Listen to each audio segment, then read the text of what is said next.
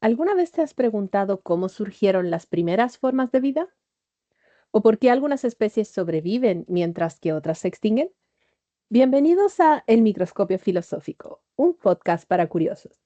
Descubre las grandes historias detrás de los pequeños detalles. Para aquellos que no se conforman con el qué, sino que buscan el por qué. Soy Paulina Plaza, tutora del Centro de Aprendizaje de la Universidad Santo Tomás, sede Iquique, y soy curiosa de profesión. Cada semana, los miércoles y viernes, de 11:15 a 12:35 horas, afinaremos nuestra lente para explorar la historia, la filosofía y la ciencia detrás de sus curiosas preguntas. Bienvenidos a este nuevo episodio.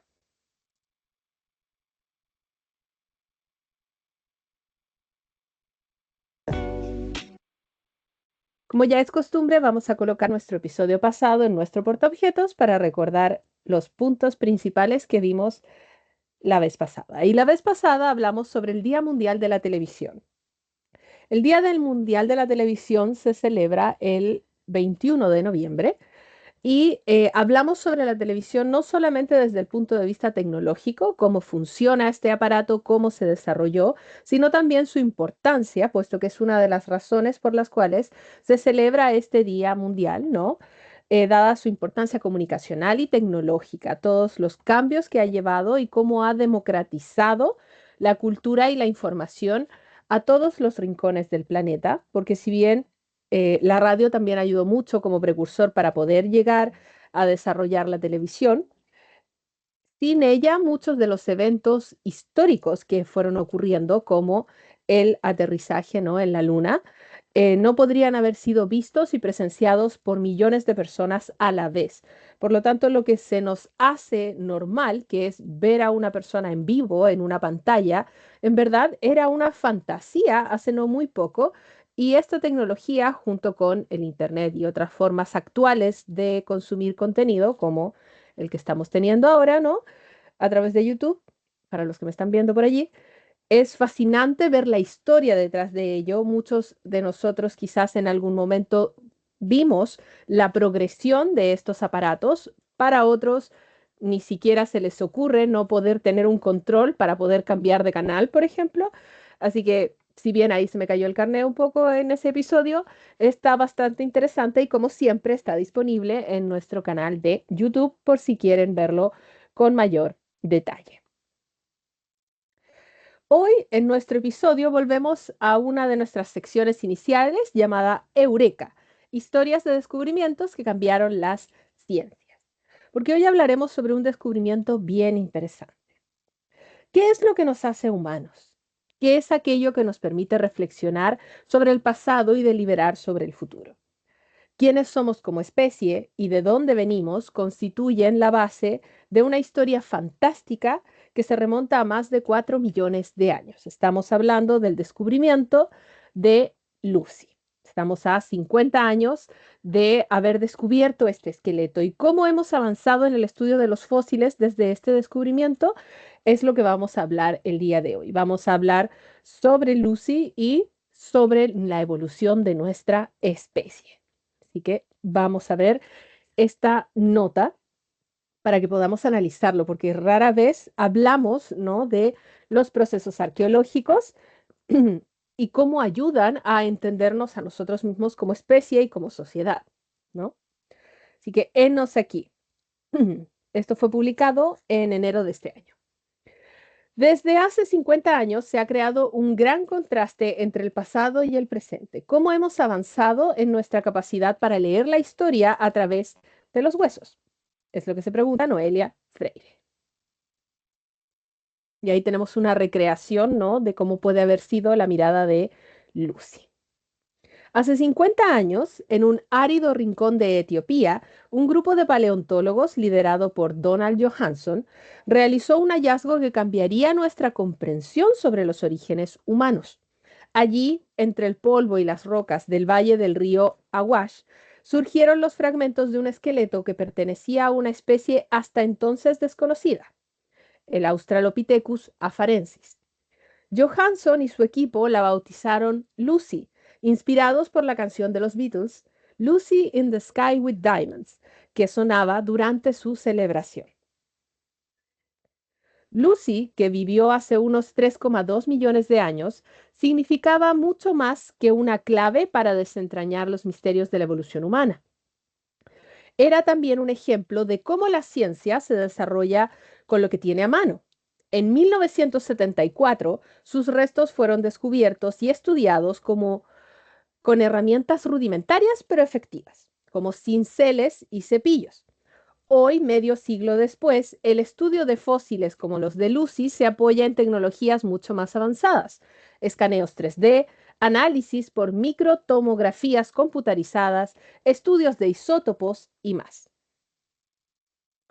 Por lo tanto, en 1974 hicimos este descubrimiento a golpe con cincel, lo cual es impresionante de pensar. Muchos de nosotros, si en algún momento tuvimos la idea o el sueño de ser paleontólogos, arqueólogos, etcétera, ¿no?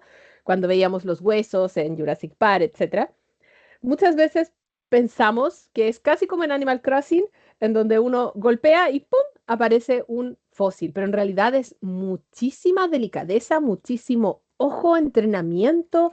Es fascinante cómo una persona puede distinguir la diferencia entre esto es hueso y esto es piedra, ¿no? Es un trabajo bastante importante y no siempre le tomamos el peso, ¿no?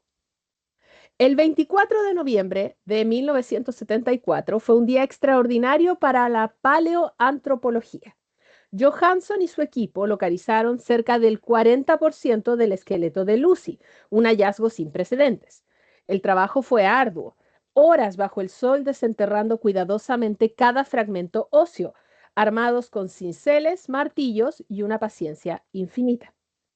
En aquel entonces, el análisis de Lucy dependió de herramientas básicas y de la destreza manual de los investigadores. Para estudiar sus huesos se realizaron mediciones físicas con calibradores y reglas. Los investigadores compararon sus proporciones con las de otros homínidos conocidos, tomando notas y dibujando esquemas detallados. La tecnología disponible no permitía mucho más en aquella época. Sin embargo, con esos métodos rudimentarios lograron deducir que Lucy caminaba erguida, un descubrimiento revolucionario que colocó a Australopithecus afarensis en la narrativa de la evolución humana. Las herramientas físicas y los registros escritos eran la columna vertebral de la paleoantropología de los años 70. Cada hueso recuperado era un tesoro invaluable que debía ser tratado con extremo cuidado, ya que una vez extraído y manipulado, el fósil podía sufrir daños irreparables. Ahí tenemos, ¿no?, a Donald Johansson mostrando el esqueleto de Lucy en la época. Como estamos a 2024 y 2025, ¿no? Cómo lo hacemos actualmente, porque no quiere decir que no hayamos terminado de descubrir distintos homínidos. Entonces, 2024, una ventana al pasado en tercera dimensión. Hoy en día, si Lucy fuera descubierta de nuevo, su estudio sería radicalmente diferente. Las herramientas modernas permiten explorar los fósiles sin siquiera tocarlos. El escaneo 3D, por ejemplo, crea réplicas digitales detalladas que pueden ser analizadas, compartidas y estudiadas por equipos de científicos en todo el mundo sin exponer el fósil original a riesgos. Así, la microtomografía computarizada, o micro-CT, utiliza rayos X para generar imágenes en alta resolución del interior de los huesos. En el caso de Lucy, podríamos analizar la estructura microscópica de su esqueleto, y eso es asombroso, identificando patrones de crecimiento, lesiones o incluso enfermedades que no son visibles a simple vista, porque todo lo que nos pase queda huella en nuestro cuerpo. Microfracturas, ¿no? Patrones de crecimiento, como bien indican allí, porque el hueso humano crece un poco de manera concéntrica, muy similar a cómo crecen los troncos de los árboles. Y qué decir enfermedades. Por su parte, con el estudio de isótopos es posible analizar los isótopos químicos presentes en los huesos y dientes, que es lo que más se preserva, ¿no? Los científicos pueden reconstruir la dieta y los hábitos de vida de Lucy. ¿Qué comía? ¿Vivía en un entorno predominantemente boscoso o en la sabana? Estas preguntas pueden responderse con una precisión que hace 50 años era inimaginable. Además, las tecnologías de simulación digital, como el moldeado biomecánico, permiten recrear cómo Lucy caminaba, corría e incluso trepaba árboles. Al estudiar su locomoción, los investigadores pueden entender mejor cómo se desplazaban nuestros ancestros y qué adaptaciones físicas permitieron el desarrollo del bipedalismo, que es una de nuestras características únicas dentro de, el grupo eh, de los primates, ¿no? Y ahí tenemos algunas imágenes, cómo podemos con el fósil ver cómo apoyaba el pie. Aquí tenemos un contorno de una huella humana moderna, una huella de moderna con cadera y rodilla doblada, por ejemplo, cómo cambia la forma en que apoyamos nuestro peso, etcétera. Gracias a los avances en el almacenamiento de datos, toda esta información puede ser compartida y preservada en bases de datos accesibles a científicos de todo el mundo, democratizando el acceso al conocimiento y permitiendo colaboraciones globales. Por lo tanto, aquí tenemos un puente entre dos eras. Pero el contraste entre el cincel y el escaneo 3D no solo refleja el avance tecnológico, sino también la evolución de la ciencia, como una empresa global, colaborativa y multidisciplinaria. Y eso es algo que debemos mantener y apreciar muchísimo. Si bien todavía muchos pueden creer que el conocimiento está muy sesgado o muy encerrado en sí mismo, la verdad de las cosas es que antiguamente era muchísimo peor. El Internet y todo lo que ha llevado con su desarrollo, ¿no?, de tecnologías, ha democratizado muchísimo el conocimiento. Solo falta el interés de cada uno de nosotros de adentrarnos en ello, ¿no? En 1974, Lucy era una figura casi mística que emergía del polvo para sus descubridores. Hoy es una mensajera cuyos secretos podemos desentrañar con precisión y respeto. Este proceso también nos recuerda algo muy importante. Aunque la tecnología haya transformado la forma en que hacemos ciencia, la curiosidad y el ingenio humano siguen siendo el motor que impulsa estos descubrimientos. Y eso es la absoluta verdad. En el futuro, quizás las tecnologías que ahora consideramos revolucionarias serán vistas como rudimentarias, pero el legado de Lucy y el impacto que tuvo en nuestra comprensión de quiénes somos y de dónde venimos seguirá siendo tan poderoso como hace medio siglo. Por lo tanto, es fascinante este mundo de la paleoantropología. Y yo creo que más de alguno se lo imaginó, ¿no? Pensando cuando estudiábamos en el colegio. Bueno, ¿cómo eran las cosas antes del descubrimiento de Lucy? Porque la verdad de las cosas es que Lucy es uno de los esqueletos más famosos, ¿no?, que existen de los homínidos, pero no es el único. Y por lo tanto, sí, marcó un antes y un después, pero en un tema en específico. Antes del descubrimiento de Lucy, la comprensión de la evolución humana se basaba en las teorías como el evolucionismo de Lamarck y las ideas iniciales de Darwin. Vamos a discutirlas si es que alguno no las recuerda muy bien. En gran medida, ambas teorías concebían un proceso más lineal y menos complejo del que se conoce hoy. Es decir, la famosa imagen, ¿no?, de el primate que va poco a poco cambiando de forma hasta el ser humano actual. Se pensaba, por ejemplo, que los humanos se originaban en Europa y Asia, puesto que son los lugares donde teníamos más registro de civilizaciones antiguas, ¿no? Una idea que el descubrimiento de fósiles africanos, como el del niño de Town, que es el fósil que tenemos allí, empezó a cambiar. Cuando descubrimos este primer fósil, que es anterior a Lucy, eh, empezamos a dudar de dónde había partido, cuál era la cuna de la humanidad, ¿no? Y con el descubrimiento de Lucy, el Australopithecus afarensis, ¿cierto?, terminó también validando este esqueleto porque muchos llegaron a dudar sobre si este esqueleto era verdaderamente humano, porque es mucho más similar al de nuestros hermanos primates. El hallazgo de Lucy confirmó que el bipedismo se desarrolló antes que un cerebro grande y demostró la existencia de una larga historia de homínidos evolutivos antes de los géneros conocidos como Homo. Así que vamos a aprender un poco sobre este niño de Tuang, que es igualmente importante, si es que no más, que Lucy. El niño de Tuang, el fósil que cambió la historia al probar que los seres humanos se habían originado en África. Hay que entender que esto es todo una controversia, también dado las fechas en las que todos estos esqueletos fueron siendo encontrados. La misma teoría de Darwin y su proposición de que probablemente veníamos de los primates causó un revuelo enorme. Se le realizaron muchas burlas a Darwin por llegar a decir algo tan infame, ¿no? Independiente de que no estábamos en la era medieval, por ejemplo, cuando estos descubrimientos fueron ocurriendo, pero había todo un tema respecto de la raza, etcétera, como para que surgiera este descubrimiento y finalmente dijera, no, venimos de allí, porque en la época, y lamentablemente todavía se mantiene en algunos casos, había mucho desdén y maltrato sobre el pueblo africano, ¿no? Y las personas que provenían de allí, siendo que todos venimos de allí.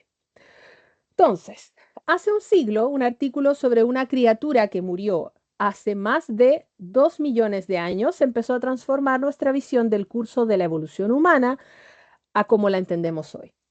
Pero no fue nada de fácil. El que sin duda es uno de los fósiles más importantes jamás encontrado había llegado a manos del autor de ese artículo, Raymond Dart, el día de la boda de un amigo que se iba a celebrar en su casa. La novia estaba por llegar. Él era el padrino, pero aún no estaba listo cuando vio a dos carteros con dos cajas grandes que claramente no eran regalos, contó en sus memorias, Aventuras con el eslabón perdido, de 1959, que es otro tema, el eslabón perdido, ¿no? Dentro de esta, nuevamente, cadena lineal que se estaba tratando de hacer producto de cómo se entendía la evolución humana. Había estado esperando esta entrega desde que Josephine Salmons, una de sus estudiantes de anatomía, lo había alertado de un inesperado hallazgo.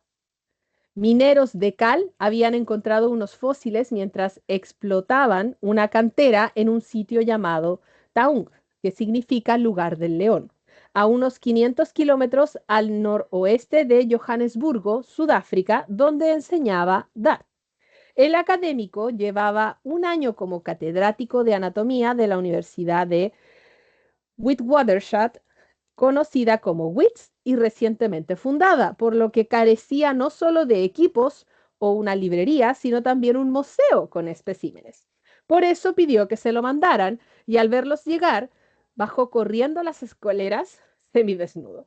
Aunque su esposa Dora le rogó que no se pusiera a hurgar entre esos escombros hasta que terminara la boda, no pudo resistirse a la tentación.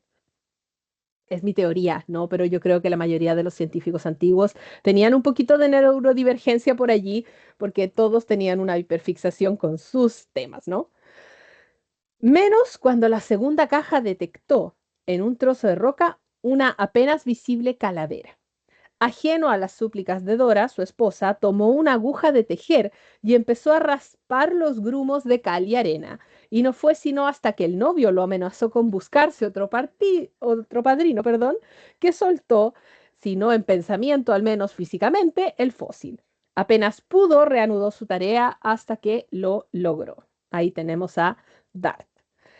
La roca se partió, recordó en sus memorias. Lo que emergió fue la cara de un bebé, un infante con una dentadura de leche completa. Dudo que haya habido algún padre más orgulloso de su descendencia de lo que yo estuve de mi bebé de Twangs en esa Navidad de 1924. En dos patas. Esa cara no fue lo único extraordinario que Dart encontró. Reconoció entre los escombros lo que sin duda era un molde del interior del cráneo, que se había formado con sedimentos acumulados dentro de la calavera.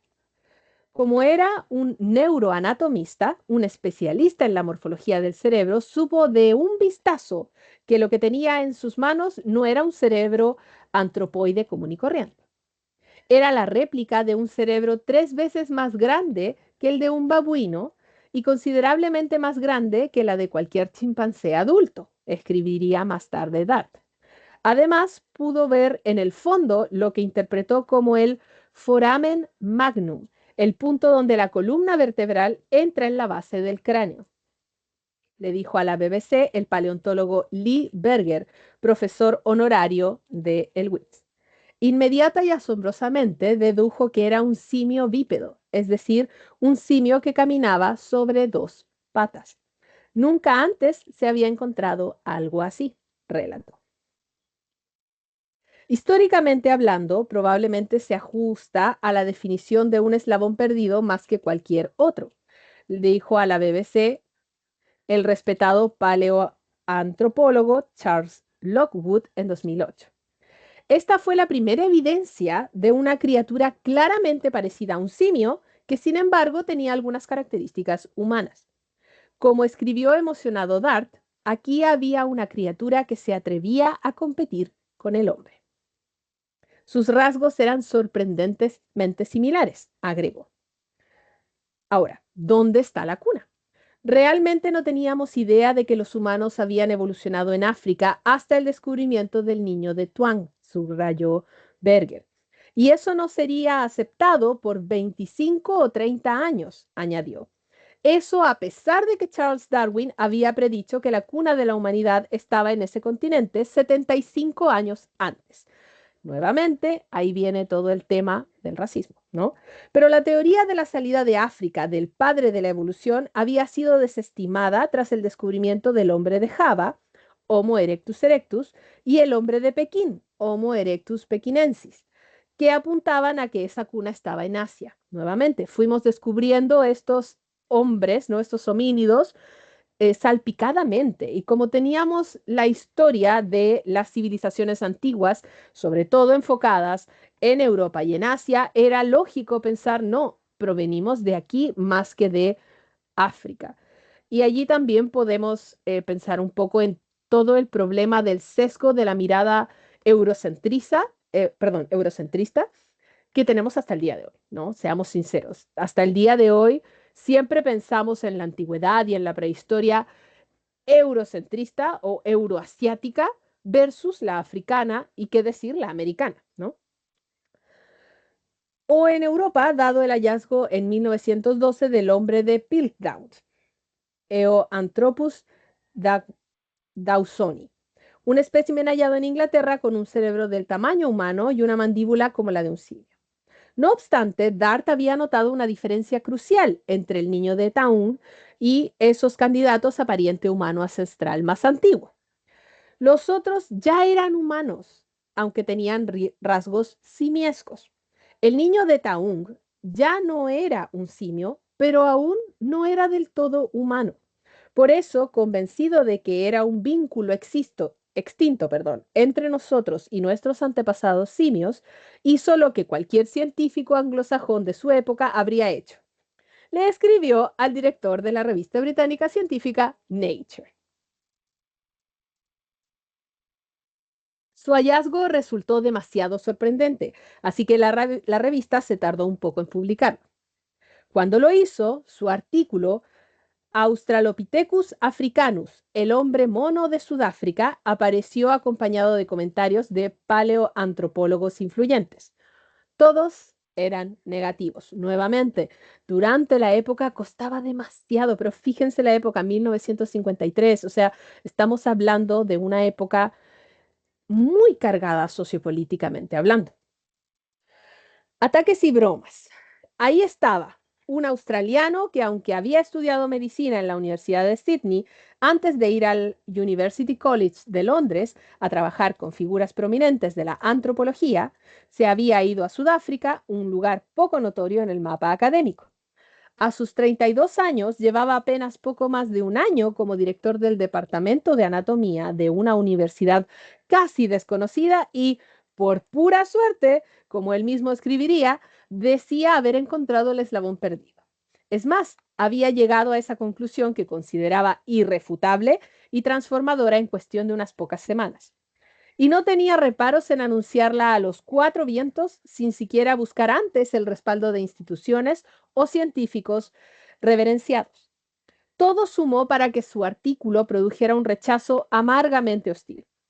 Lo que Dart había descrito como el cráneo de una raza extinta de simios intermedia entre los antropoides actuales y el hombre, para los principales científicos de Europa y Estados Unidos no era más que un simio inconfundible o el cráneo deformado de un chimpancé.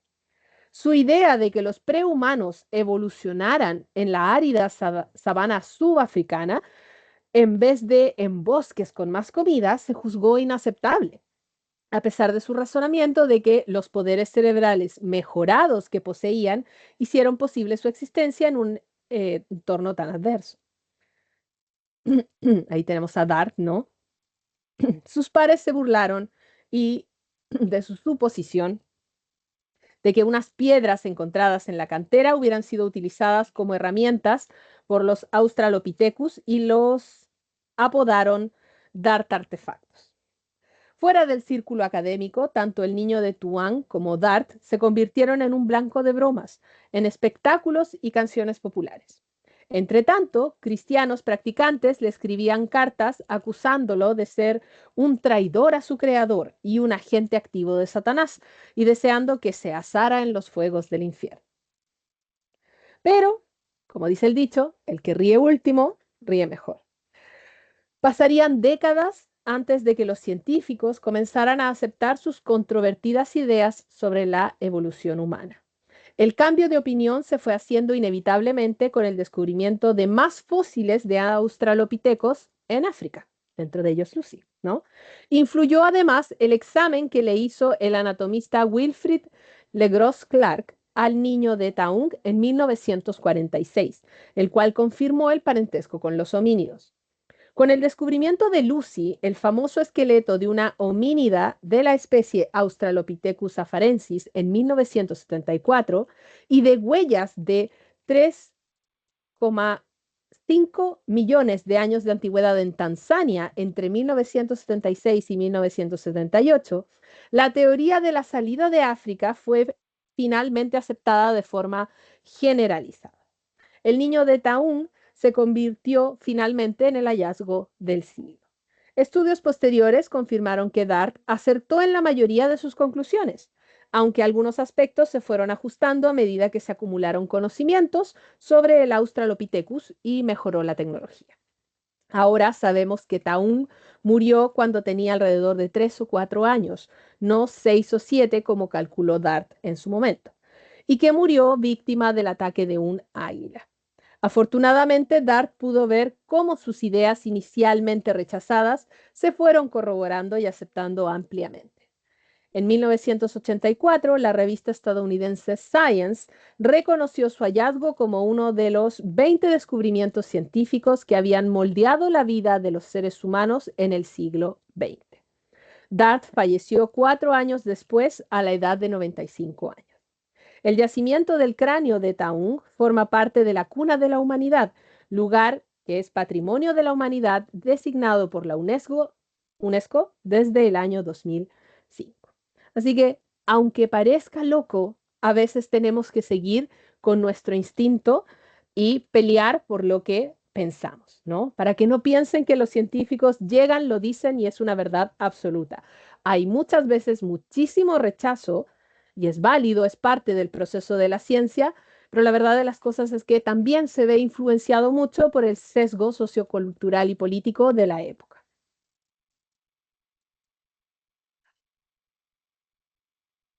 Y bueno, ¿cuáles eran estas ideas antiguas de Lamarck y Darwin, que muchos tienen que haber oído, sobre todo con el ejemplo de la jirafa, ¿no? La teoría evolucionista de Lamarck indicaba de que las jirafas, debido a que trataban de buscar alimento en las copas de los árboles, poco a poco y por necesidad fueron estirando su cuello hasta que finalmente alcanzaron las medidas que tienen actualmente para poder alimentarse. Mientras que Darwin, por el contrario, que es la forma más aceptada, pero no se descarta la de Lamarck, la de Darwin indicaba que esa no era la razón, que en la población de jirafas probablemente habían distintos tipos, algunas de cuellos más largos y otras de cuellos más cortos, y que dado de que las que tienen el cuello más largo eran más exitosas al momento de alcanzar todo tipo de alimentos, finalmente ellas se reproducían mucho más en comparación al resto, sobrevivían más y por lo tanto esas características eran las que prevalecían en el ambiente. Y por eso actualmente vemos solamente jirafas de cuello largo. Así que, si bien uno podría decir, no, Darwin tiene la razón, Lamarck no tiene la razón para nada, tampoco se tiene que desestimar, porque si bien el ejemplo no es muy claro, en algunas características evolutivas, la teoría de Lamarck calza muchísimo mejor que la de Darwin, y nada descarta que ambas no hayan sido correctas efectivamente. La evolución no es un camino lineal y eso es algo que también nos llevó mucho tiempo reconocer.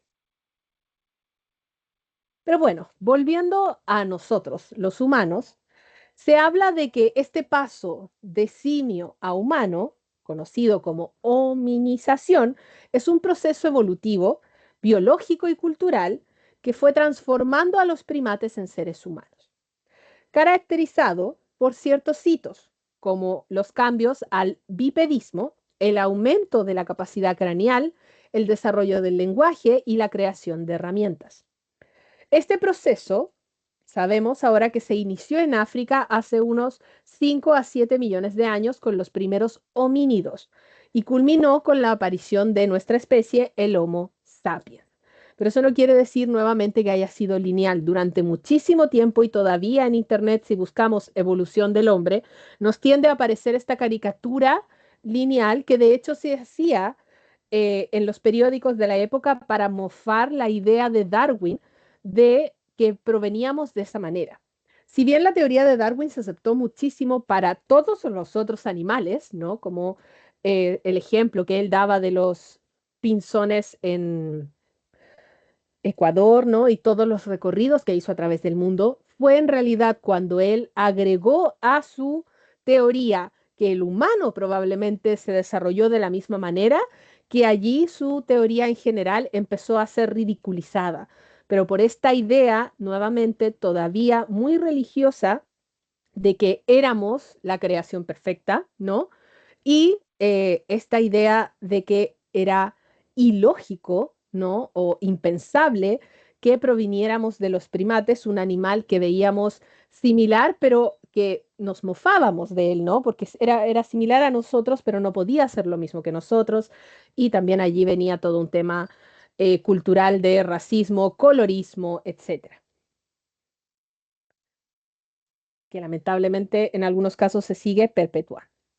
Así que, ¿cómo llegamos a ser humanos? Veamos este video para que nos hagamos una idea. Mi muñeca me habló.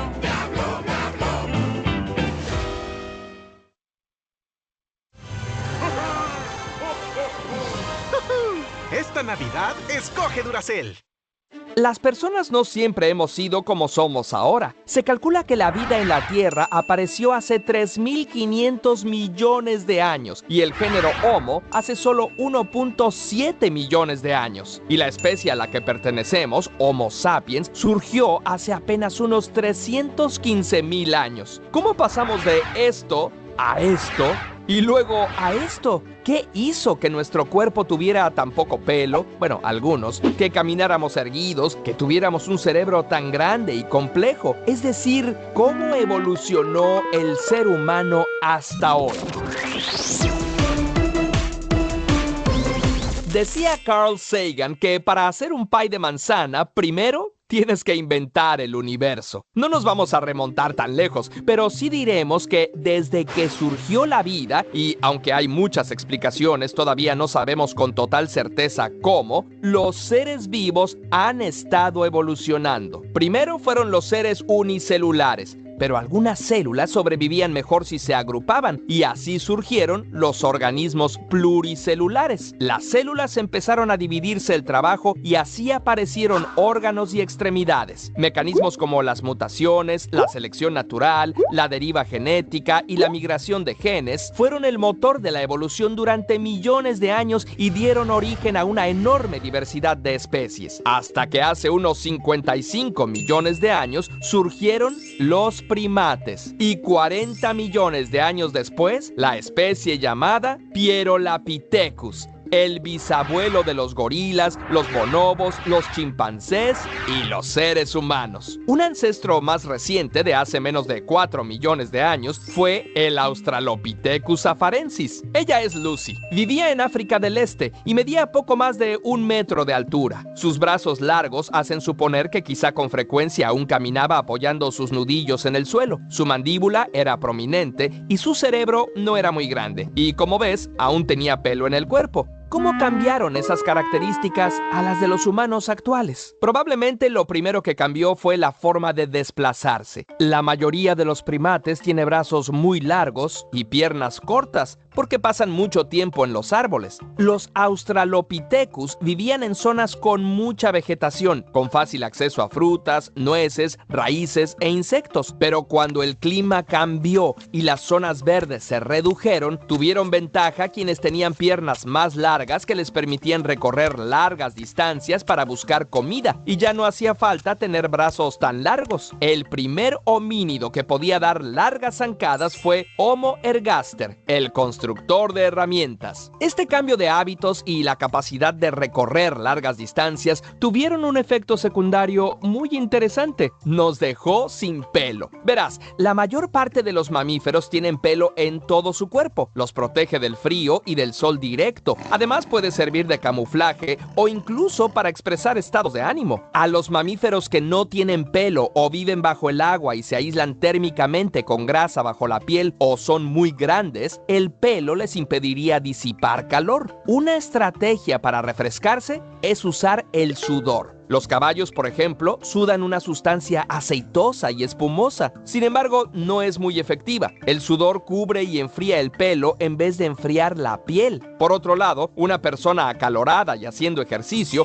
puede producir hasta 12 litros de sudor al día y se aprovecha muy bien. El sudor humano es más agua que aceite y no se desperdicia enfriando pelo, sino directamente la piel. Si una persona y un caballo corrieran un maratón en un día caluroso, el humano puede ganar. Esta habilidad que nos da el sudor no es nada despreciable cuando se trata de perseguir presas o de huir de depredadores. Un detalle curioso: los chimpancés, nuestros parientes cercanos, tienen el pelo negro, pero la piel blanca o sonrosada. Al dejar al descubierto la piel de los ancestros humanos, fue necesario que se oscureciera, dando lugar al tono oscuro característico de los habitantes de África. Otro efecto interesante del bipedalismo, o sea, de la capacidad de caminar usando solo 2 piernas, es que nos dejó libres las manos para cargar cosas y también para empezar a usar herramientas, un paso indispensable para detonar el avance tecnológico y cultural. Y además, nos cambió las manos. Como primates ya teníamos unos pulgares maravillosos en las manos y en los pies, pero más aptos para columpiarse que para escribir sonetos o dibujar a Goku. No es muy claro si fue antes, después o al mismo tiempo, pero el caso es que nuestro pulgar se volvió más libre y móvil, lo que nos permite movimientos más precisos, delicados y complejos. Las dificultades del clima también obligaron a los protohumanos a buscar una dieta más variada y con mayor densidad de nutrientes.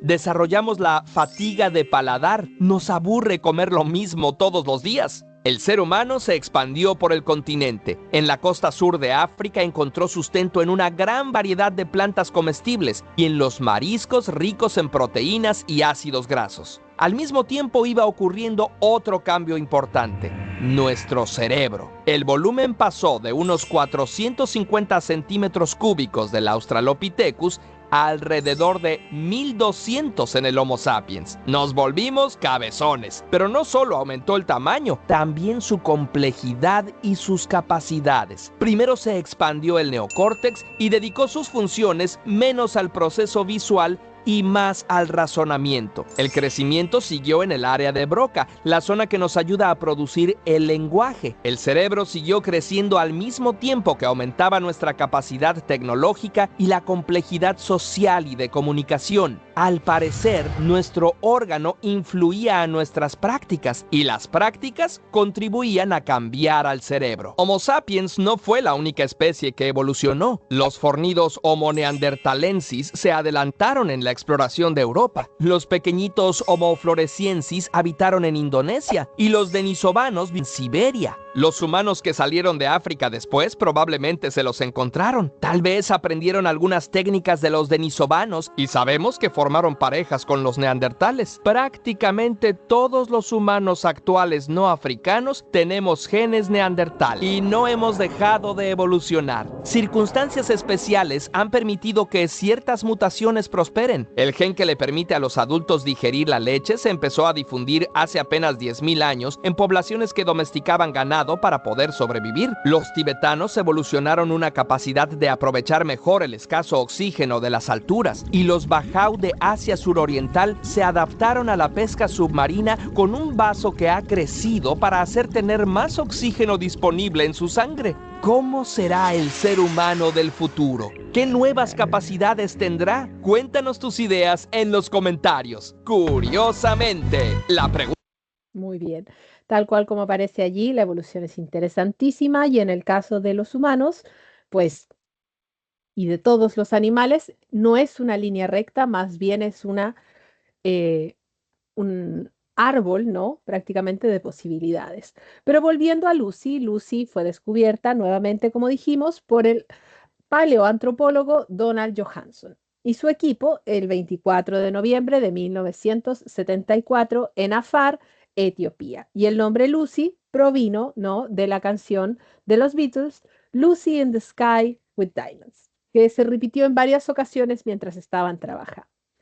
Los fósiles pertenecían a una especie específica, Australopithecus afarensis, y a ese momento fue el resto fósil de homínido más antiguo y completo encontrado hasta la fecha. Pero tal cual como decía el video, no es el único homínido, ¿no?, que ha existido, y no todos llevaban después a el género Homo del cual nosotros pertenecemos. Por lo tanto, hubo una época en el planeta en el que había distintos homínidos, distintos seres vivos similares a nosotros, pero que no compartían necesariamente tanta genética. Compartían alguna, pero no eran parte de nuestro mismo género, quizás sí de nuestra familia. Vamos a ver aquí una pequeña línea de tiempo, como para que quede un poquito más claro, ¿no?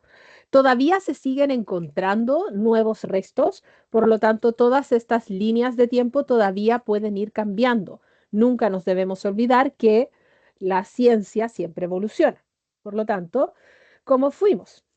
Desde los tiempos, ¿no? Y en la medida que los fuimos descubriendo. Por ejemplo, ahora tenemos especies más antiguas que Lucy. Tenemos a Sahelanthropus chadensis, que se presume vivió 7 a 6 millones de años atrás. Se descubrió el 2001 por Michael Brunet en Chad, África Central. Por eso su nombre de especie. Su capacidad craneal iba de los 320 a los 380 centímetros cúbicos y se supone tiene una dieta omnívora, por lo que se ha visto de su cráneo, ¿no? Y una altura de 1 metro a 1 metro 200 centímetros. Sus características: tenía un foramen magnum pronunciado, caninos reducidos, posible bipedismo, pero no se ha encontrado lo suficiente para saber si eso es efectivo, y un rostro muy aplanado. Su significado: uno de los primeros homínidos conocidos cerca de la divergencia con los chimpancés. Por lo tanto, este homínido es más parecido a los chimpancés que a los humanos. Luego le sigue Australopithecus afarensis. Y aquí tenemos a Lucy, ¿no? En 1974 fue descubierta. Medía 1 metro a 1,50 m. Se la ubicó en Hadar, Etiopía. Su capacidad cerebral iba de los 380 a los 430 centímetros cúbicos. También omnívora, frutas, semillas, tubérculos. Aquí tenemos un bipedismo confirmado, no solamente porque encontramos el cráneo, sino porque también encontramos otros huesos. También hay que pensar que muchas veces lo que más se tiende a encontrar de estos especímenes es el cráneo y no necesariamente todo el cuerpo. Por eso Lucy ha sido tan importante y tan clave, porque fue uno de los pocos descubrimientos en los que teníamos prácticamente todo el esqueleto, aunque fueran pequeños trozos, ¿no? Tenía brazos más largos para trepar, un dimorfismo sexual marcado, lo cual también es bien interesante, y una mandíbula protuyente. El fósil Lucy es el más famoso, pero no el único que se ha encontrado de esta especie, y es la evidencia más clara de que el bipedismo fue lo que más apareció tempranamente en los homínidos. ¿Por qué nos referimos por dimorfismo sexual marcado? Que podemos diferenciar entre machos y hembras visualmente. No todas las especies tienen esta característica, ¿no? Luego le sigue el Australopithecus africanus, que se descubrió en 1924 por Raymond Dart, de 1 metro 1 a 1 metro 4. Este es el niño de Taung, pero la especie es Australopithecus africanus. Su capacidad craneal 420 a 500 cc, también, perdón, centímetros cúbicos, no cc. Omnívoro, posiblemente carroñero también, con un cerebro ligeramente mayor, su cara más corta, dentición adaptada y un mejor bipedismo. Luego le sigue Homo habilis.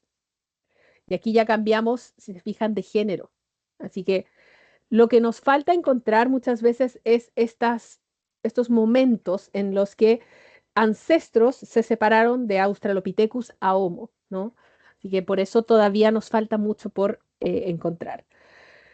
Homo habilis fue descubierto en 1960 por Louis y Mary Leakey. También medía 1 metro a 1,50 m.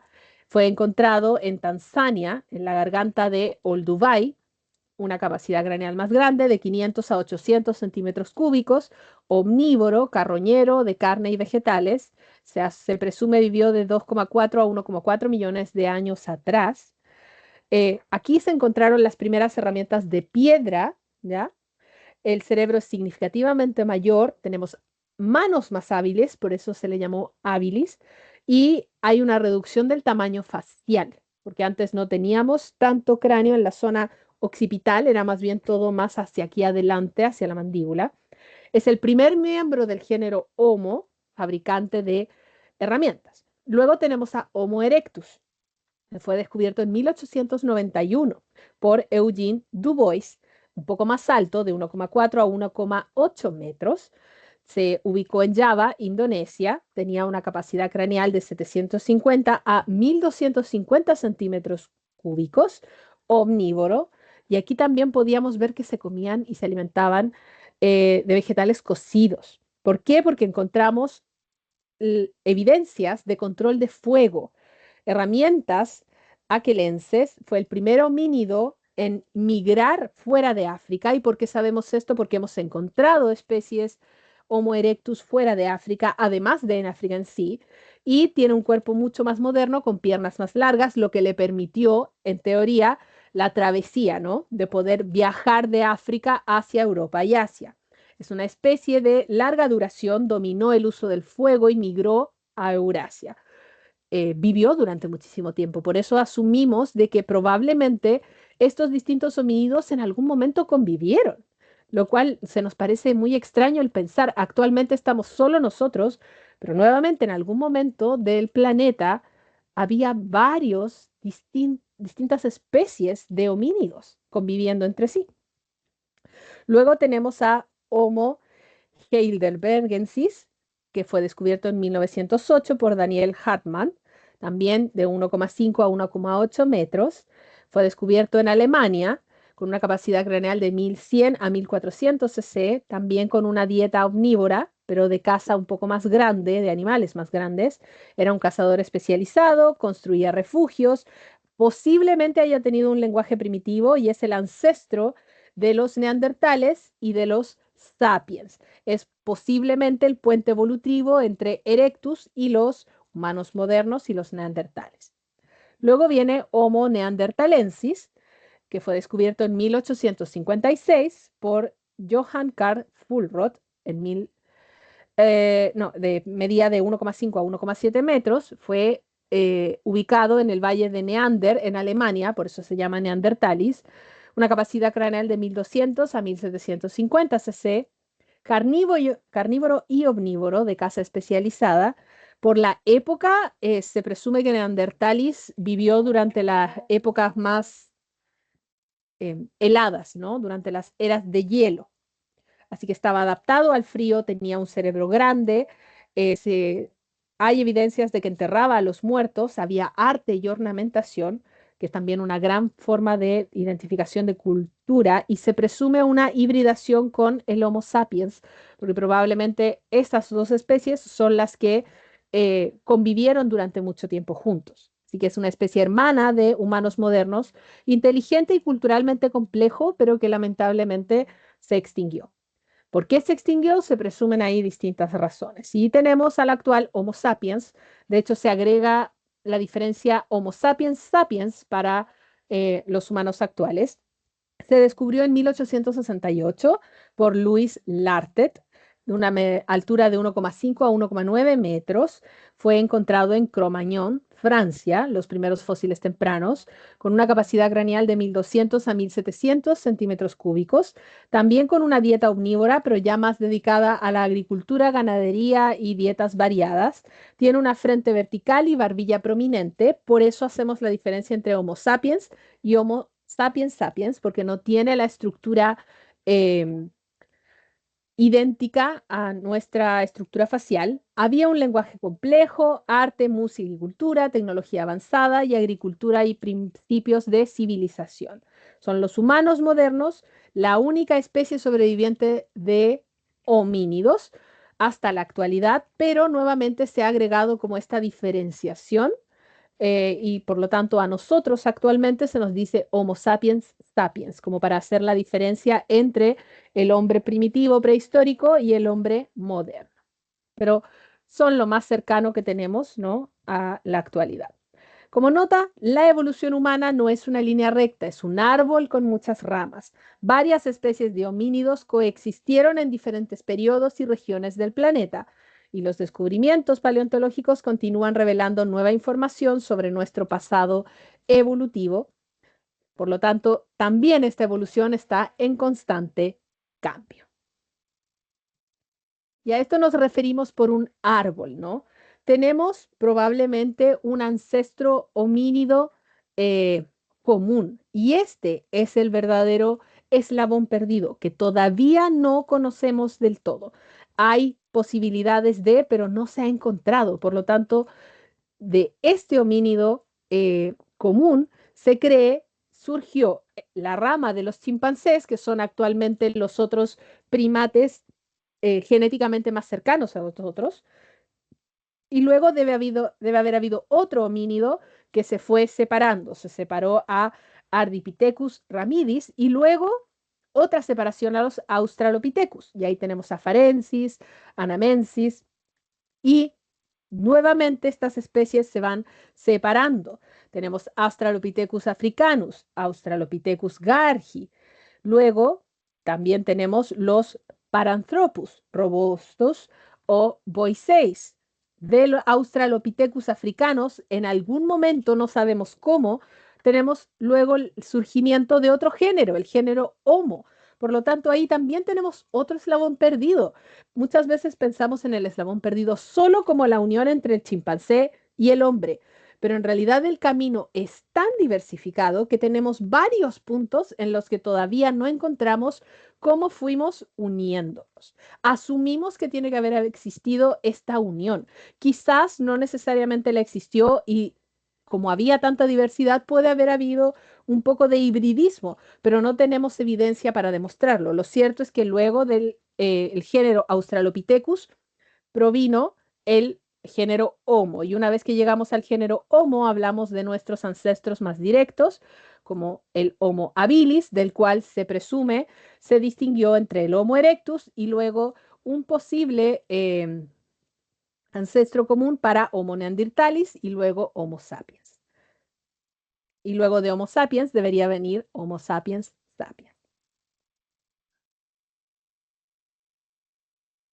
Pero bueno, dado que la evolución no es lineal como la vemos aquí, ¿cuáles consideramos son los hitos fundamentales de la evolución humana? ¿Qué son los rasgos que debemos buscar en estos nuevos posibles em, eslabones perdidos, ¿no? Tenemos el bipedismo. Fue la primera característica que se desarrolló, la capacidad de caminar erguidos sobre dos piernas, que se adaptó hace unos 4,1 millones de años y liberó a las manos para otras tareas como transportar objetos, crear herramientas, ¿no? Según la institución Smithsoniana. Así que fue una de las características que primero se presentó. También hubo un debate allí sobre si eso era lo que primero se presentó o no. Luego tenemos la fabricación de herramientas. Dado que quedamos con las manos libres, podemos hacer el uso de la piedra para crear herramientas, lo cual comenzó, por lo que tenemos registro, con Homo habilis hace unos 2,5 millones de años, y esto permitió a los homínidos mejorar la caza, la recolección y la supervivencia. Porque no nos tenemos que olvidar que todas estas especies convivían, pero a la vez competían por los mismos alimentos. Si se fijan en la línea que vimos anteriormente, todos eran omnívoros de una manera u otra. Por lo tanto, quien supiera cazar mejor, quien supiera desarrollar mejores herramientas, tenía una ventaja evolutiva por sobre el resto para sobrevivir.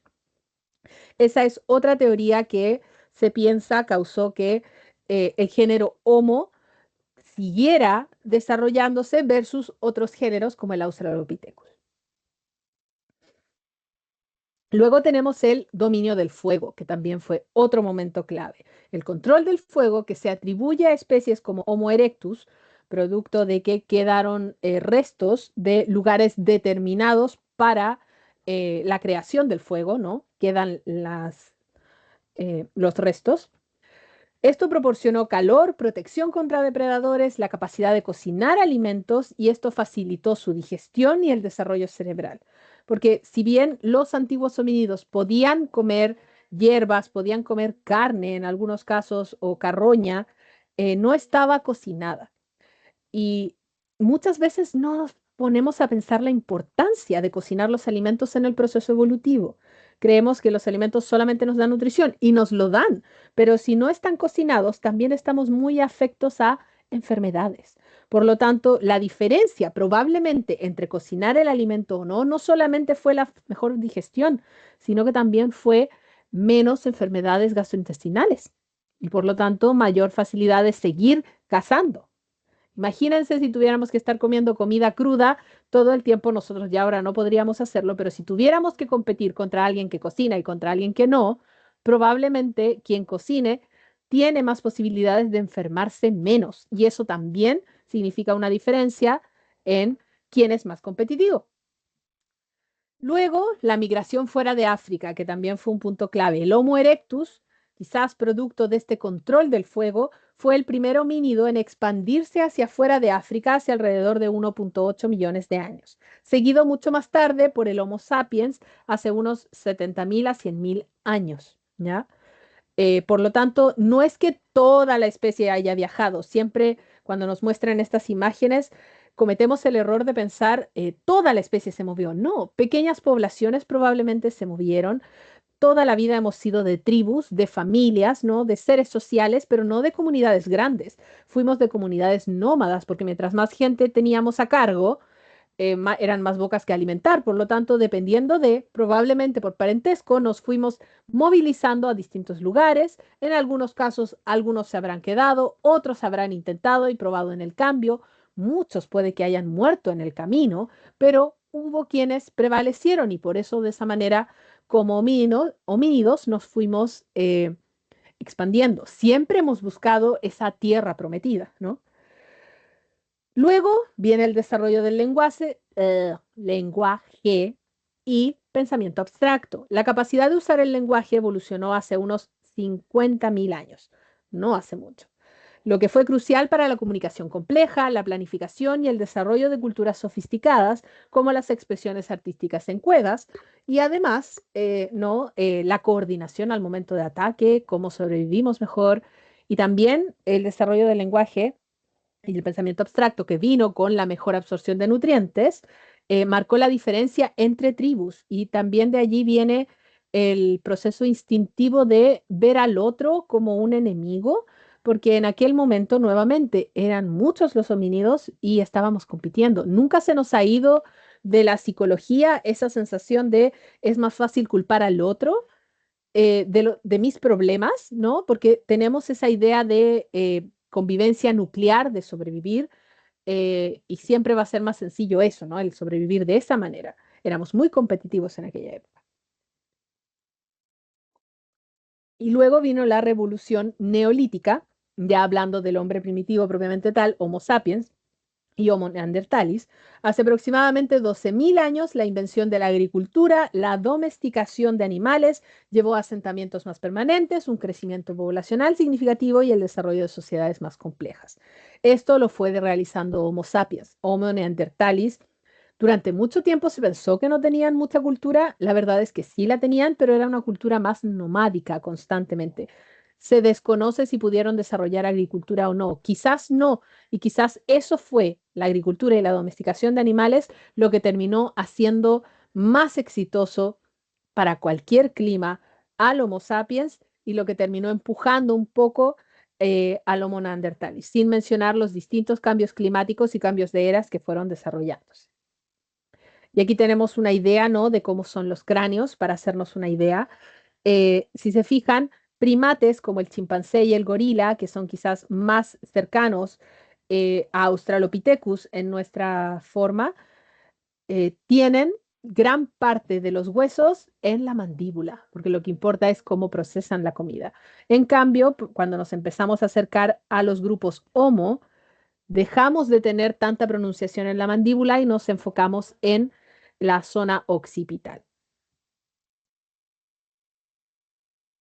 Y aquí tenemos los principales homínidos y cómo fueron moviéndose, ¿no? La idea es que todo partió en África, ya sea en esta zona eh, sur o más bien cerca de Etiopía, y que luego poco a poco fuimos explorando todos estos rincones. Y nuevamente los habremos explorado en grupos pequeños, en grandes exploraciones, pero la verdad de las cosas es que no, eso no significa que algunos se hayan quedado aquí. Eventualmente se piensa de que Homo sapiens también se generó en África y luego empezó a movilizarse, pero no se movilizó solamente el Homo erectus también.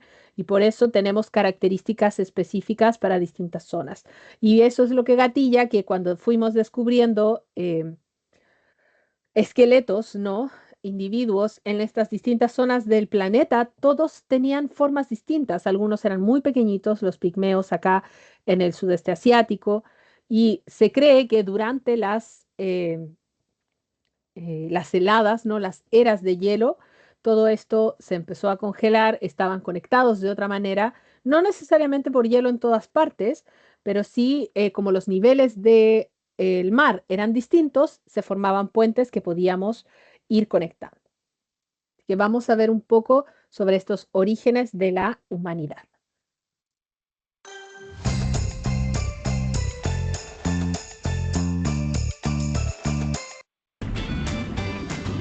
¿Qué sensación crearás con Poet hoy?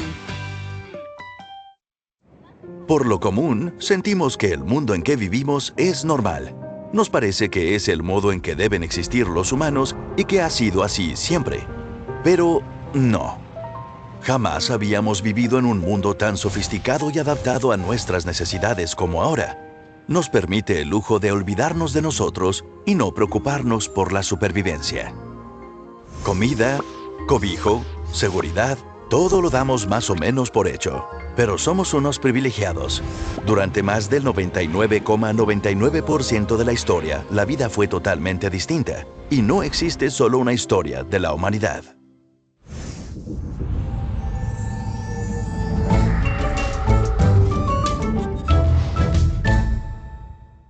Nuestra historia comienza hace 6 millones de años, al dividirse la tribu de homininos y terminar nuestra relación con los simios.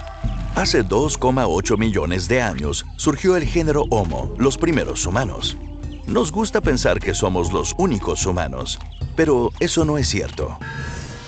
Cuando los Homo sapiens aparecimos hace 200.000 años, existían al menos otras 6 especies humanas. Primos de incomparable inteligencia y habilidad, lo que debió ser aterrador, un poco como vivir con extraterrestres. Algunos tuvieron mucho éxito. El Homo erectus, por ejemplo, sobrevivió 2 millones de años, 10 veces más de lo que han existido los humanos modernos. Los últimos de los otros humanos desaparecieron hace unos 10.000 años. No sabemos lo que provocó su extinción. Por esas bienvenidas que nos hacen sentir en casa. Ritz, el sabor de la bienvenida. Encuéntralas en tu tienda más cercana. Contrata la alarma de seguridad monitoreada más elegida en Chile en verisur.cl. Tenemos un pequeño porcentaje de ADN neandertal y de otros humanos, lo que indica que hubo cierta mezcla, pero no lo suficiente como para fusionar las especies. No sabemos si nuestros primos desaparecieron porque perdieron la batalla por los recursos o por una serie de genocidios menores. En cualquier caso, solo quedamos nosotros. Volvamos a los inicios de la humanidad. Hace 2,8 millones de años ya se usaban herramientas, pero no se progresó mucho en unos 2 millones de años, hasta que los humanos aprendieron a controlar el fuego. Con el fuego se pudo cocinar y hacer la comida más nutritiva, lo que contribuyó al desarrollo de nuestro cerebro. Al producir luz y calor, los días se volvían más largos y los inviernos menos severos. Además, no solo asustaba a los depredadores, sino que podía emplearse para cazar. Un bosque o pradera quemados proporcionaban pequeños animales, frutos y tubérculos precocinados. Hace 300.000 años, la mayoría de las distintas especies de humanos empezaron a vivir en pequeñas sociedades cazadoras. Disponían de fuego, herramientas de madera y piedra, planificaban el futuro, enterraban a sus muertos y tenían sus propias culturas. Pero lo más importante, hablaban entre sí. Probablemente en una protolengua menos compleja que la nuestra. Si dispusiéramos de una máquina del tiempo, ¿hasta cuándo podríamos ir atrás, robar unos bebés y criarlos hoy en día sin que nadie se diera cuenta de que eran un poco diferentes? Es una cuestión muy controvertida.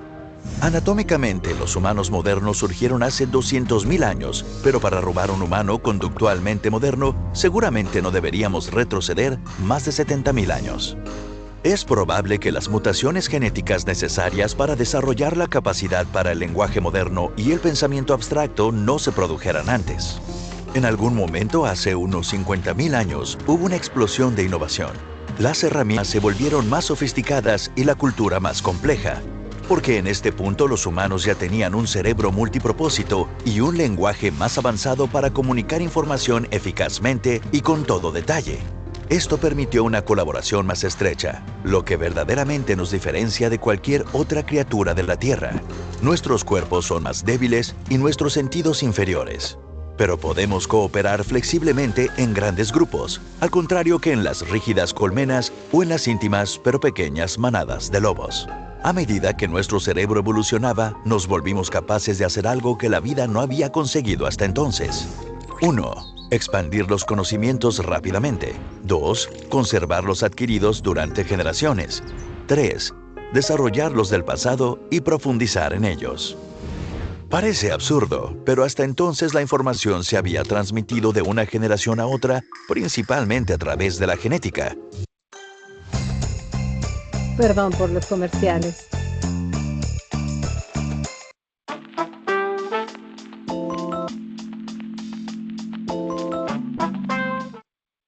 Algo poco eficaz. De todos modos, durante los siguientes 40.000 años, la vida humana siguió más o menos igual. Había poco que desarrollar. Nuestros ancestros eran solo animales entre muchos otros. Es complicado construir un rascacielos sin saber lo que es una casa. Y aunque lo fácil es adoptar una actitud arrogante hacia nuestros ancestros, pecaríamos de ignorantes. Los humanos de hace 50.000 años eran especialistas en supervivencia. Tenían un mapa mental detallado de su territorio. Sus sentidos estaban bien adaptados al entorno. Sabían y memorizaban numerosa información sobre plantas y animales. Podían fabricar herramientas que exigían años de formación especial y habilidades motoras muy precisas. Sus cuerpos eran como los de los atletas actuales por sus tareas diarias y tenían una rica vida social dentro de su tribu. La supervivencia exigía tantas habilidades que el volumen del cerebro de los primeros humanos modernos podría haber sido mayor que el actual. Hoy en día sabemos más como grupo, pero nuestros ancestros eran superiores individualmente. Y entonces, hace unos 12.000 años, los humanos desarrollaron la agricultura en muchos lugares. Todo cambió rápidamente. Antes, la supervivencia como cazadores-recolectores exigía de todos habilidades físicas y mentales soberbias en todos los campos. Con la agricultura, los individuos podían depender cada vez más de las habilidades de otros para sobrevivir. Esto supuso que algunos pudieran especializarse, forjar herramientas mejores, dedicar tiempo a conseguir cultivos más resistentes o un ganado mejor. Quizás comenzaron a inventar cosas. Lo que llamamos civilización empezó a surgir cuando las granjas se volvieron más eficaces. La agricultura nos dio una fuente de alimentos fiable y predecible y nos permitió almacenar comida a gran escala por primera vez, algo mucho más fácil con el grano que con la carne. La necesidad de protección de los almacenes hizo que las comunidades vivieran en espacios más reducidos. Se construyeron las primeras estructuras defensivas. Creció la necesidad de organización. Cuanto más nos organizamos, más eficaces fuimos más deprisa. Los pueblos se volvieron ciudades, las ciudades reinos, los reinos imperios. La conexión entre los humanos se disparó y provocó oportunidades para intercambiar conocimientos. El progreso se volvió exponencial. Hace unos 500 años comenzó la revolución científica. La matemática, la física, la astronomía, la biología y la química transformaron todo lo que creíamos saber. Poco después surgió la revolución industrial y con ella las bases del mundo moderno. Mientras la eficacia general crecía exponencialmente, más personas podían dedicar su vida a contribuir al progreso de la humanidad. Las revoluciones no cesaron. La invención de la computadora, su evolución a algo que todos usamos a diario y el auge de Internet han dado forma a nuestro mundo. Contrata la alarma de seguridad monitoreada más elegida en Chile en verisur.cl. Por esas bienvenidas que nos hacen sentir en casa. Ritz, el sabor de la bienvenida. Encuéntralas en tu tienda más cercana. Es difícil captar lo rápido que ha sucedido. Ha habido unas 125.000 generaciones desde que surgieron las primeras especies humanas. Unas 7.500 generaciones desde que los humanos fisiológicamente modernos vieron la luz del día. 500 generaciones atrás comenzó lo que llamamos civilización. 20 generaciones atrás aprendimos cómo hacer ciencia. Y que el Internet esté disponible para la mayoría es algo de hace solo una generación. Hoy vivimos en la edad más próspera que la humanidad jamás haya experimentado. Hemos transformado este planeta, desde la composición de su atmósfera a cambios a gran escala en el paisaje y en términos de los demás animales que existen. Iluminamos la noche con estrellas artificiales y ponemos gente en cajas metálicas en el cielo. Algunos incluso han pisado la luna. Llevamos robots a otros planetas. Escudriñamos el pasado del universo con ojos mecánicos.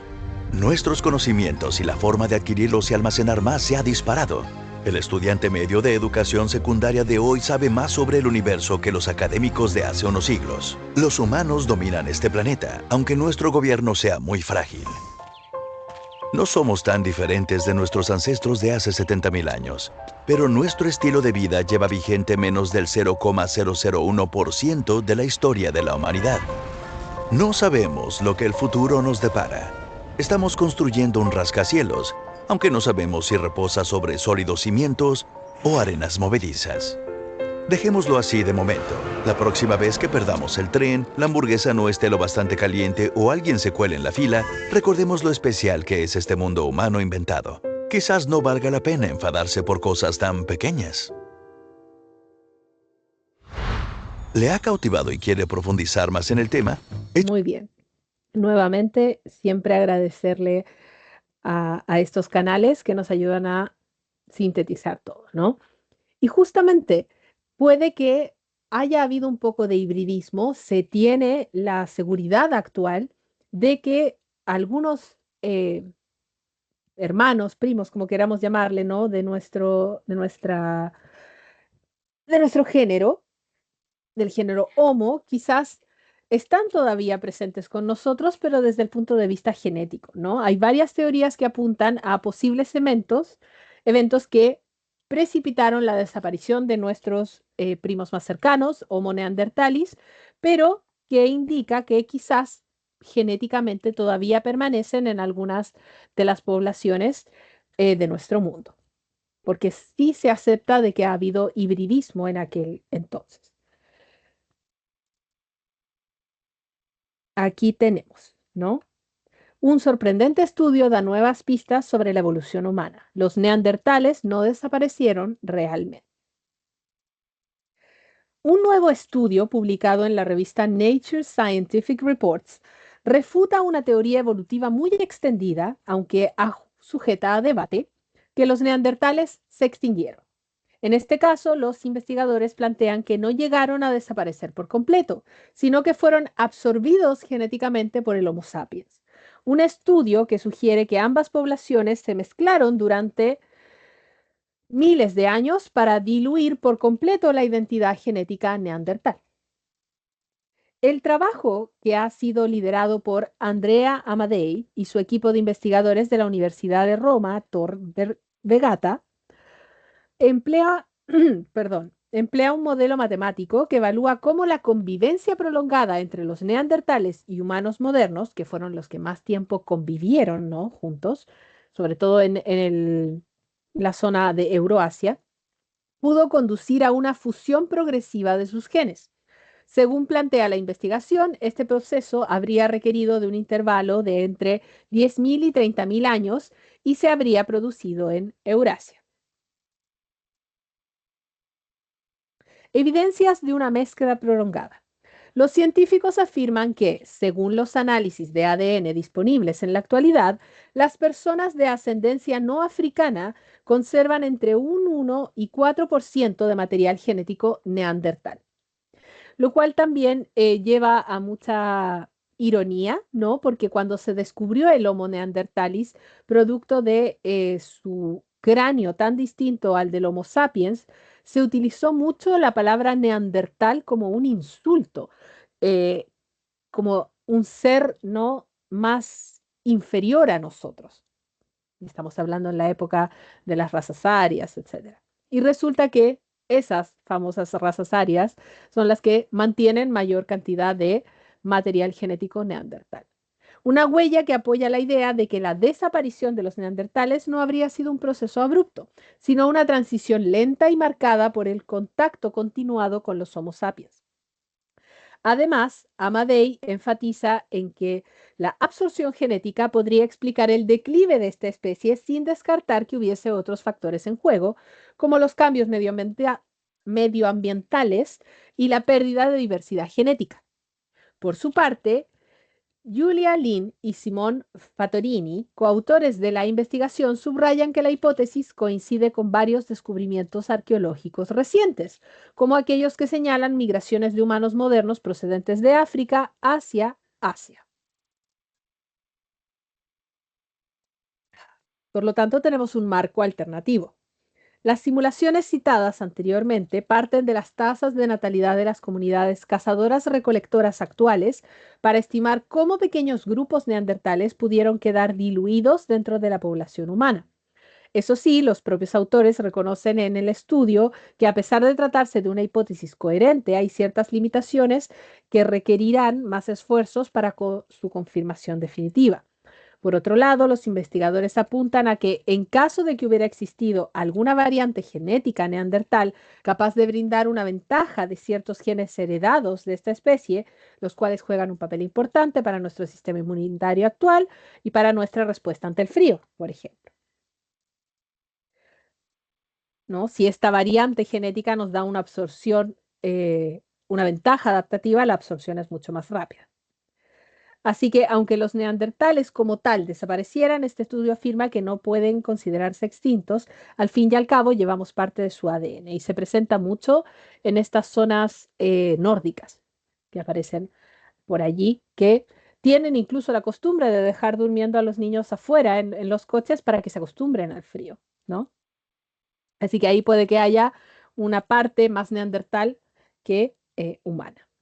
Pero ¿qué pasa con América? Durante mucho tiempo se ha teorizado sobre cómo se pobló el continente americano, porque no se encontraban muchos restos de homínidos que no fueran Homo sapiens. Por lo tanto, hay varias teorías sobre el poblamiento humano. Vamos a ver algunas de ellas una vez que terminen los comerciales.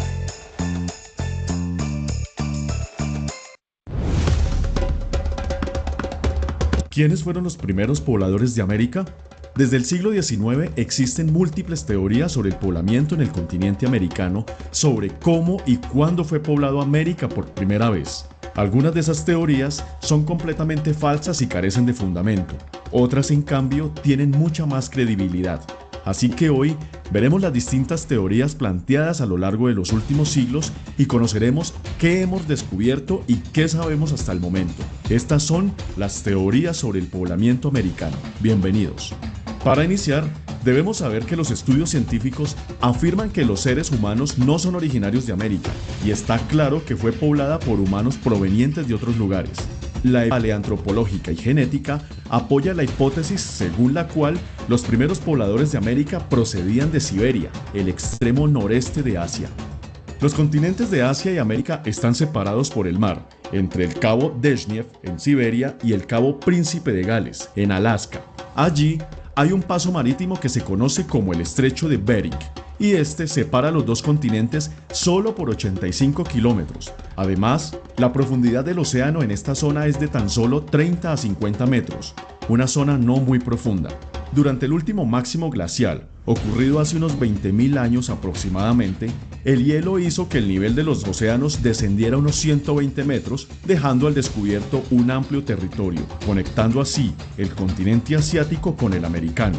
Se tiene evidencia que hace unos 30.000 años aproximadamente ya había humanos viviendo en el extremo oeste de Siberia, así que se cree que con el descenso del nivel oceánico y la conexión que se formó entre los dos continentes, estos humanos cruzaron de un continente a otro en busca de presas grandes como mamuts. Más tarde, al derretirse el hielo y al aumentar los niveles del océano, estas personas ya no podían regresar, quedando así atrapadas en América, permitiendo la colonización del continente. Vamos a revisar algunas teorías propuestas. Primero que todo, cuando los europeos llegaron a América hace 500 años, intentaron buscar explicaciones sobre el origen de los seres humanos con que se estaban encontrando. No tardaron en dar las primeras explicaciones religiosas. Por ejemplo, varios autores europeos coincidían en que estos humanos americanos provenían de las tribus perdidas de Israel, una antigua leyenda de relato bíblico que habla sobre 10 tribus perdidas de Israel por allá en el año 732 a.C. El sacerdote Miguel Cabello Balboa consideró que estos humanos descendían del patriarca Ofir, nombrado en varias citas bíblicas. Y así propusieron varias ideas de que aquellos aborígenes eran descendientes de patriarcas bíblicos. En 1876, Charles Abbott, un médico estadounidense, encontró en su granja en Delaware unas herramientas de piedra que por su forma y características toscas, él pensó que podían pertenecer a antepasados remotos de las culturas indígenas actuales. Debido a ello, consultó con un geólogo de Harvard y se estimó que estas herramientas tenían unos 10.000 años de antigüedad aproximadamente. Abbott sostuvo que se trataba de un asentamiento humano del Pleistoceno, es decir, muchos miles de años más antiguo de lo que establecían las teorías bíblicas. Esta teoría fue inmediatamente rechazada por las jerarquías cristianas por oponerse a la Biblia. En la actualidad, sabemos que Abbott tenía razón en sus hipótesis y su granja hoy en día es un monumento nacional histórico. En 1908, George McJonkin descubrió un yacimiento arqueológico en la aldea de Folsom, en Nuevo México. Se trataba de varias puntas de flechas de piedra muy refinadas, algunas incrustadas en los restos de un ejemplar de bisonte extinto miles de años atrás. Se determinó que databan de 10.000 años antes de Cristo. Este hallazgo dio inicio a una serie de descubrimientos similares y de hipótesis. En 1929 se encontró cerca de un pequeño pueblo en Nuevo México llamado Clovis huesos y varios elementos de caza que, al ser sometidos a pruebas por carbono 14, se determinó que databan entre los años 10.900 y 11.500 a.C., es decir, más antiguos que los descubrimientos de Folsom.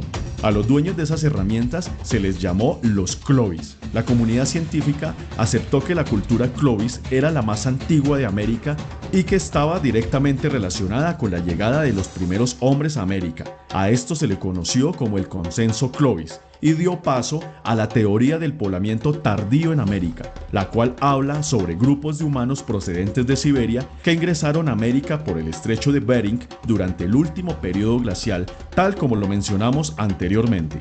Sin embargo, esta teoría está en crisis, ya que en la actualidad se han encontrado evidencias arqueológicas que datan de más de 15.000 años, dando así paso a la actual teoría del poblamiento temprano en América. Por ejemplo, se encontró evidencia de que en Chile había humanos hace más de 14.000 años y que estos parecen ser de una cultura distinta a los Clovis. En el siguiente mapa podemos ver distintos descubrimientos arqueológicos anteriores a la cultura Clovis. Como dato curioso, vemos que en Colombia, exactamente en el municipio de Zipaquirá, se descubrió en 1967 las rocas del abrigo de Labra, donde se hallaron elementos de caza y pinturas rupestres del año 12.500 a.C. aproximadamente. Por otra parte, el antropólogo portugués Méndez Correia planteó en 1928 la hipótesis de que durante la última glaciación también fue posible que los humanos caminaran desde Australia hasta la Antártida y así llegar al sur de Argentina. En 1943, el antropólogo francés Paul Rivet planteó la hipótesis de que el hombre americano es de origen multirracial y que sus ancestros pudieron atravesar el océano en pequeñas barcazas desde la Polinesia y la Melanesia para desembarcar en las costas de Perú.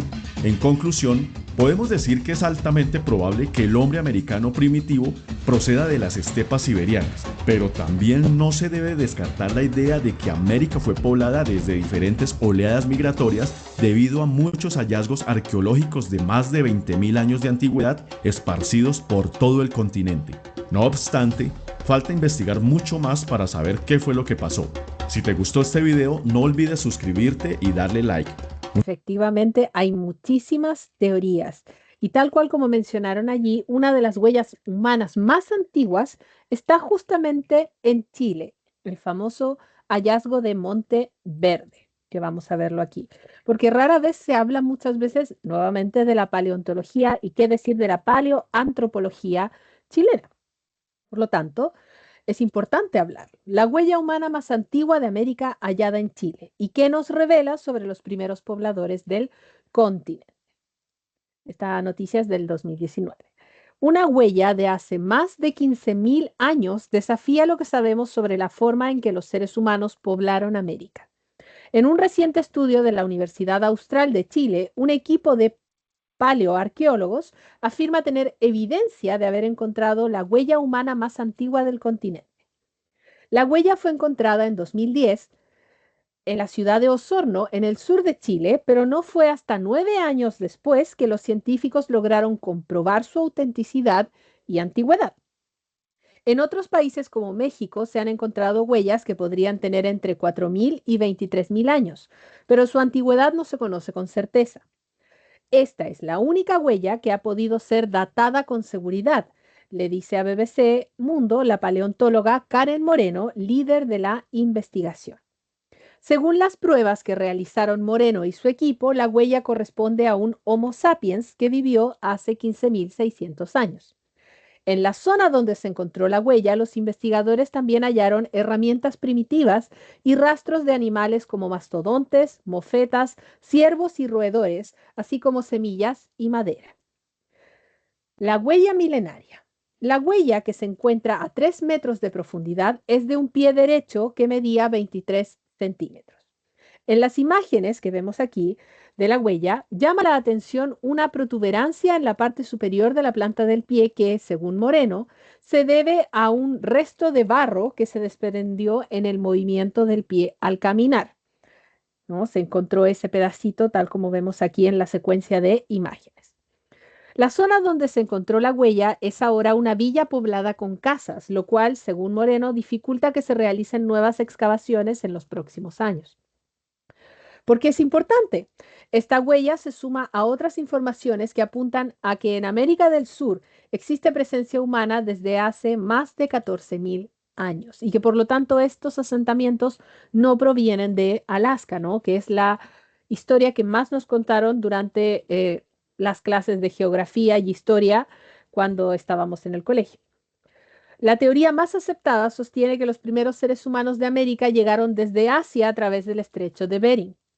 América fue el último continente en ser poblado por los humanos, pero este hallazgo revelaría que nuestros antepasados llegaron antes de lo que creíamos. Esto puede significar que los humanos pasaron por el estrecho de Bering mucho antes de lo que se pensaba o que tomaron alguna otra ruta, dice Moreno. Tenemos que seguir investigando, no podemos cerrarnos a la hipótesis de Bering. La huella milenaria ahora está exhibida para el público en el Parque Pleistocénico de Osorno, en Chile, a poca distancia de donde fue hallada. Por lo tanto, ahí tenemos también otro lugar interesante donde podemos vacacionar ahora que se viene el fin eh, de semestre.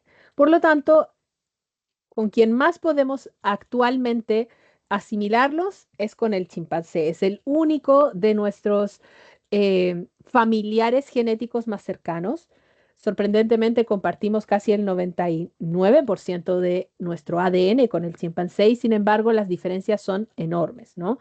Por lo tanto, ¿quién sabe cuánto hubiéramos compartido con todas las especies pertenecientes al género Homo y las especies de Australopithecus? La realidad es que los misterios de la evolución humana incluyen el origen del ancestro común de los humanos y otros primates, que es el ancestro X, nuevamente, este eslabón perdido original, pero que realmente hay muchos otros, así que ahora le llamamos ancestro X, que une a los primates actuales con nosotros los humanos. La causa de la extinción de los neandertales, que también estamos analizando si se extinguieron por completo o no, y las razones detrás de las características como el bipedismo y la mandíbula humana, que son tan particulares. Aunque la hipótesis de origen africano es la más aceptada, el cómo y dónde exactamente evolucionaron los humanos modernos también sigue siendo un tema de debate, así como la interacción y el mestizaje entre diferentes grupos de homínidos a lo largo del tiempo. Así que si a alguno le interesa este tema, todavía hay muchísimo por investigar. Y tal cual como veíamos en el caso de Monteverde, lamentablemente lo que está empezando a ocurrir es que necesitamos tanto espacio para los humanos actuales que no investigamos el suelo, simplemente arrasamos para poder construir casas, etcétera. Y si a nadie se le ocurre analizar los restos que encontramos, muchas veces se descartan y quizás tendrían información sumamente relevante para estas respuestas. Así que no nos queda más que continuar investigando. Dicho eso, vamos cerrando el capítulo de hoy, como siempre, con un llamado a que participen en nuestra Ágora Científica. Recuerden que pueden escribirnos a nuestra cuenta institucional de Instagram, @centroaprendizaje_st_IQQ, utilizar los hashtags microscopio filosófico o hashtag podcast para curiosos, escribir en los comentarios de nuestros videos o completar el formulario escaneando el QR que vemos a continuación para poder plantear futuras nuevas preguntas curiosas. Si bien ya nos van quedando menos capítulos, no piensen que este hashtag y este QR van a dejar de funcionar. Van a estar ahí disponibles. Quién sabe si volvemos el próximo año, ¿no? En un próximo semestre podemos quizás adentrarnos a las preguntas que nos vayan dejando allí. Pero dicho eso, los esperamos para un nuevo episodio de El Microscopio Filosófico, un podcast para curiosos. Descubre las grandes historias detrás de los pequeños detalles.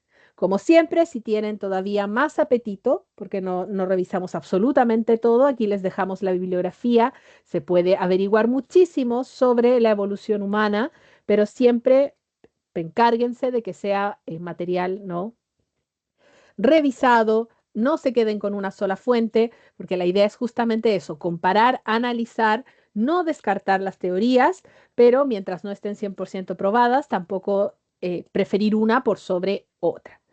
Y como siempre, solicitarles que se puedan suscribir a nuestro canal de YouTube, darle like a los videos que estamos subiendo, ¿no? Aunque nos queden pocos videos, siempre va a ayudar mucho para alimentar el algoritmo de YouTube, que le puedan dar un like, que se suscriban y que comenten a los videos para que tengamos una evidencia de que este proyecto al cual nos lanzamos como centro de aprendizaje y yo personalmente como tutora del centro de aprendizaje, para saber que verdaderamente está bien recibido, que les interesa, ¿no? Y para poder continuar realizando este proyecto y que siga desarrollándose para el 2026. Dicho eso, no olviden limpiar sus lentes de curiosidad. Soy Paulina Plaza, su tutora y curiosa de profesión, y espero verlos pronto. Cuídense mucho.